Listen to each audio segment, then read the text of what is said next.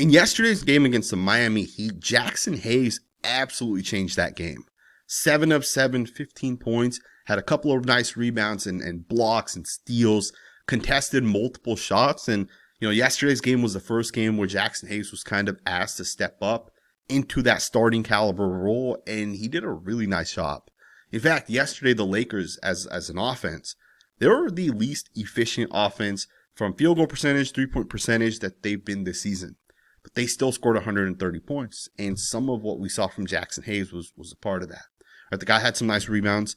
The guy also did a really good job in terms of being able to set the pick and rolls and then be a real lob threat for the Lakers. And being a lob threat, when the other team realizes that you're a lob threat, they got to come in to stop that screen action, the roll action. They got to come in, they got to stop it, and that gives you opportunities to kick the ball out. And we saw Jake LaRavia go off yesterday. We saw guys like Rui and Marcus Smart hit some threes, and we're going to talk about all of that a little bit later on, right? We'll talk about LaRavia and Bronny James on the defensive side. I saw a very interesting defensive chart of Bronny James, which I want to kind of show you guys. But I actually saw this question on Twitter, and I want to talk about it a little bit. Would it be wise to say we're going to go ahead and extend Jaxson Hayes at this point? And I want to just talk about this because at $3.4 million for Jaxson Hayes, I was kind of thought it was a steal given the type of player we knew he was last year. But this season, coming into the offseason, he put in a lot of work. The guy added 20 pounds. He obviously worked on his game. He had a three-pointer yesterday, which was something that we had kind of heard he was working on. And Jaxson Hayes is actually looking good. He's looking a lot more fluid in the movement. He's 25 years old, so what that means is the guy's best basketball is going to be the next 5 to 7 years. Would the Lakers be smart to extend Jaxson Hayes right now? I think it's interesting. It's an interesting question. I wouldn't mind extending him, but I also understand you'd probably want to wait till the season kind of comes to an end. You're not going to be able to trade Jaxson Hayes without his approval. He has a no trade clause. So you're not going to trade Jaxson Hayes. Plus, I think the Lakers are a championship caliber team this season. So Hayes is obviously going to be an important piece as they kind of make that run down the stretch. But Hayes has been really solid, and I just want to give him a little bit of credit for some of what we're seeing. He's averaging 5.8 points per game, 5 rebounds, 2.5 assists. In the first 3 games, as he came back from injury, he only averaged 11 minutes a game. The last 2, he's averaging 25. And of course, part of this is with DeAndre Ayton going down. You need Hayes to kind of step up at that point. So you're also asking him to play more minutes. But it's really nice to see this guy's impact out there on the defensive side. There are multiple possessions where this guy was able to contest shots, and he was the reason why the points don't get scored, right? They're easy points in the lane. He ends up doing a great job being able to kind of shut it down. Jaxson Hayes looked great yesterday. He was 17 on the plus minus. Just a really, really good young basketball player with his best basketball in front of him. And I think that part of it is something I'm excited about because he's fluid. He's a fluid basketball player, so I don't see him slowing down at any point soon. So I wanted to see how he kind of continues to develop. I also want to talk about some of these other guys from yesterday's game against the Heat.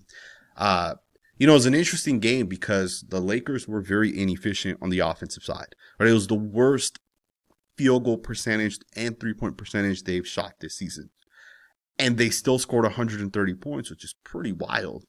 But a part of that is because they did a really good job on the defensive side, right? They created a lot of extra opportunities. They created a lot of extra opportunities even on offense in terms of offensive rebounds.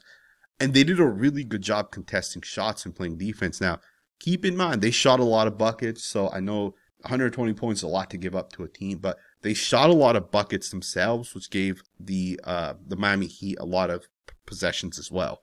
But they still did a good job. They got stops down the line when they needed it. But we got to give a huge shout out to Jake LaRavia because, at this point, Jake LaRavia has been one of the Lakers' best players. And he's not getting the credit, or at least the last, 3 to 4 games, he's been one of the Lakers' best players. Yesterday, the guy ended up going off for 25 points, 10 of 13, right? And the efficiency's wild, right? What was it 2 games ago? I think it was about 4 or 5 days ago. The guy was 10 of 11, had 27 points in that game, had 25 yesterday, 10 of 13, 76% from the field goal percentage. That's really, really, really incredible. I think at this point, Jake LaRavia might be the steal of this past free agency period, right? Because his contract's 2 years, $12 million at a $6 million APY. That is wild to kind of think. But in yesterday's game, the guy had 7 or 8 plays that really stood out. And I wanted to show you guys some of these. He had a couple of really nice offensive rebounds that actually led to extra possessions and actually led to points being scored. And I think this stuff right here is so valuable. And I just want to take a second to show you guys some of these plays because this stuff really does change the game, right? Extra possession because you get that offensive rebound. And you're essentially, you know, a play in which you're missing the shot. Miami Heat should theoretically be able to get that and then potentially go down and score themselves. You're creating extra opportunities for yourself. And I think the Lakers this year have done a really good job when it comes to rebounding, especially on the offensive side. I think they've done a phenomenal job. Last year, we saw them struggle a little bit with this. This year, really good. The hustle aspect of it is there. They're chasing down rebounds. Offensive side, they're generating a lot of these, right? 8 total yesterday. And of course, 3 of those 8 came from Jake LaRavia. Another thing LaRavia did that I think is really, really important is going to be defensive turnovers forced. Is not the same stat as steals. Steals is great. I think turnovers forced is more advanced. I think it's much more important. And we're seeing a guy like LaRavia, you know, he's getting in there, he's knocking balls incomplete, or he's knocking passes as you're trying to make a pass. He's doing the little things that are leading to extra possessions from a defensive side, right? The offensive rebounds on the offensive side, but on the defensive side, you know, you're deflecting passes. You're making it hard for a guy. So a guy's trying to make a pass and you're making it a little hard. So the pass gets, you know, intercepted or stolen by another guy, right? To me, what I'm seeing from Jake LaRavia on the defensive side is really impressive. And again, LaRavia is not a shutdown, lockdown defender. He's not going to get up to a guy and play one-on-one defense and shut someone down. But what he's going to do is he's going to make it a little hard. He's going to make some smart plays. And that stuff right there leads to turnovers. So, huge shout out to Jake LaRavia. And of course, can't overlook the fact that he's also very, very efficient on the offensive side. He was 2 of 3 from the 3-point line, 10 of 13 overall. Jared Vanderbilt only played 9 minutes. Dalton Knecht played 11. And it was Bronny James who played 18 minutes yesterday. And on the defensive side, the guy looks phenomenal. And I want to talk about it. I want to give him a little bit of credit for this because I think defense is so damn important for a player to be able to play, where if you're a liability on the defensive side, you might not even have that opportunity. You might not even get those minutes. If you're a liability on offense, you can still play defense. You'll still play some minutes. But if you're a liability on the other side of it, and Bronny James is kind of starting to prove himself a little bit. I almost think some of what we're seeing from Bronny James, you know, maybe another year of development as he kind of goes forward. You know, he played 18 minutes, so he'll still play minutes, but like, I'm excited to see what Bronny James can kind of develop into down the line. Yesterday, he had 3 steals, really nice steals, right? Obviously led to points. He had 2 really nice passes as well.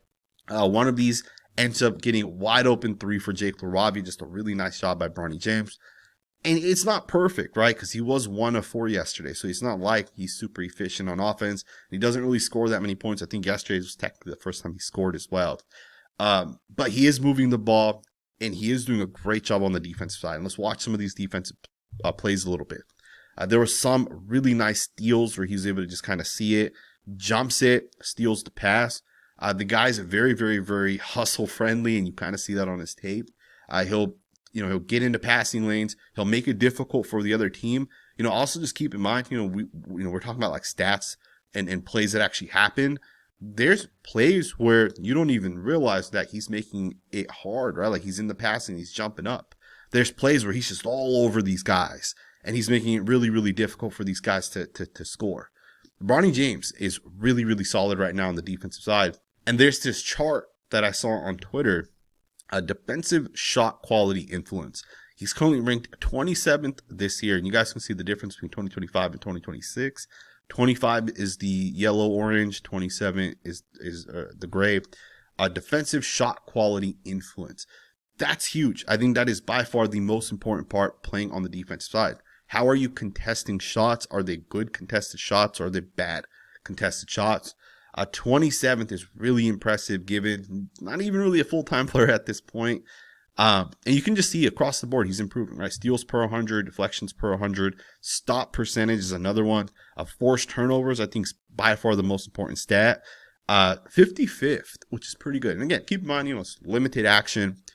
But also keep in mind, if you play, let's say like 10 minutes a game, the amount of forced turnovers you're going to have is different if you play 25 minutes a game. Right? If you're playing 2.5 times the amount of minutes, you might have 2.5 as many forced turnovers. So, some of these numbers could also be a lot higher if he has more time. Overall defensive rating, 42nd, which is pretty damn good. Bronny James is not perfect at this point, but he is developing. He is looking good. And the tape backs it up, right? The eyes back it all up, right? Really excited for what Bronny James has kind of shown us. Hopefully he just continues to develop, continues to work on his offensive game. And then maybe down the line, he could be a good guard option for the Lakers. Obviously right now, Gabe Vincent's out. We do have an update on Gabe Vincent, by the way. We got an update coming out by the Athletics' Dan, who's saying one of the things he noticed tonight at the Lakers game was Gabe Vincent isn't in a protective boot on his sprained ankle. That's a huge sign, if you guys ask me. All right, if you guys remember, last week, Gabe Vincent was seen having a protective boot on his ankle.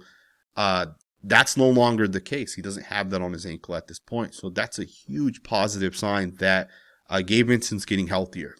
And, it's kind of wild to think this because with Jake LaRavia kind of breaking out, Rui is still Rui, still a good player. Marcus Smart has had a huge impact on defense. How many minutes does Gabe Vincent play?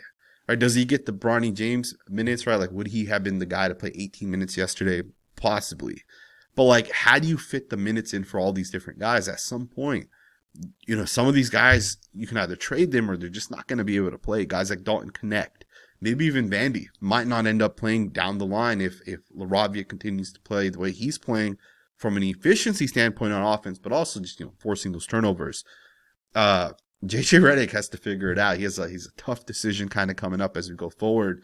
But this is a great, this is great to be in if you're Rob Pelinka, if you're JJ Redick. You want to be in a position where you have too many guys as opposed to not enough guys.